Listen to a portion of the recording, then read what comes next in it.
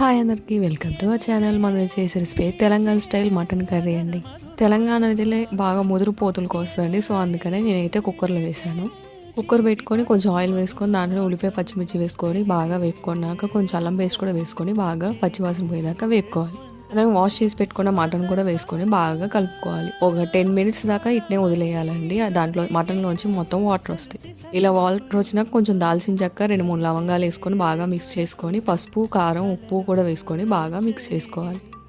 Mix చేసుకున్న తర్వాత బాగా వాటర్ అంతా ఇనిగిపోయి ఆయిల్ బయటకు వచ్చేటప్పుడు ఇప్పుడు ఒక టమాటా ముక్క కూడా వేసుకొని బాగా కలుపుకోవాలి. ముక్కలు మగ్గినాక మనం ముక్కలు మునిగే అంత వాటర్ అయితే పోసుకోవాలండి.